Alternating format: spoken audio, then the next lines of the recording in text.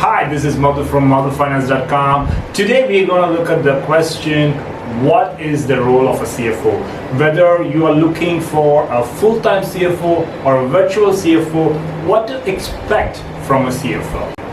There is absolutely no question that every company needs a CFO, even if you are a startup, even if you are just a MSME and you are not making a lot of money, you still need someone to take care of all the finance and strategy needs.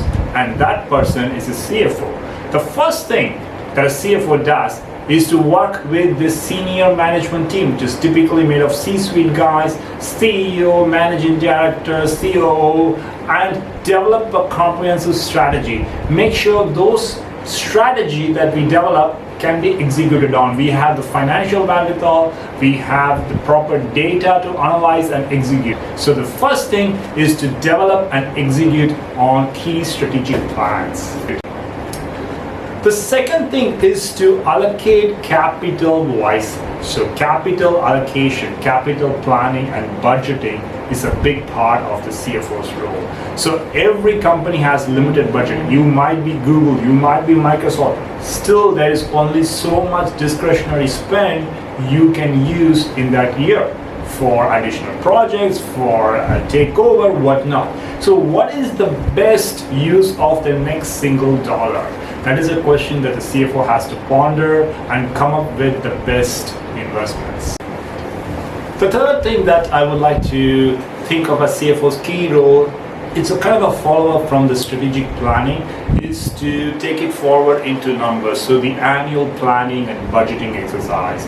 So this might involve a little longer time frame where it is called the multi-year planning and then coming into the operating plan and then the budget. The fourth thing that the CFO would look at is reducing inefficiencies. So how can you scale up, reduce efficiencies? Is there a way to move more of the top line into the bottom line? It's a key thing that a CFO should think about. Fifth thing that a CFO typically thinks about is regulatory compliances. If there is some kind of a filing that needs to be done, it's the responsibility of the CFO to ensure the company is on top of it. One of the other roles that a lot of people don't think about is, as a CFO, you are the chief negotiator for almost all commercial deals. So a CFO who has the financial knowledge but can also combine that with communication negotiation is a very, very valuable asset to the firm. One more thing that the CFO often has to think about is funding. So any company usually needs to raise money, be it either debt or equity.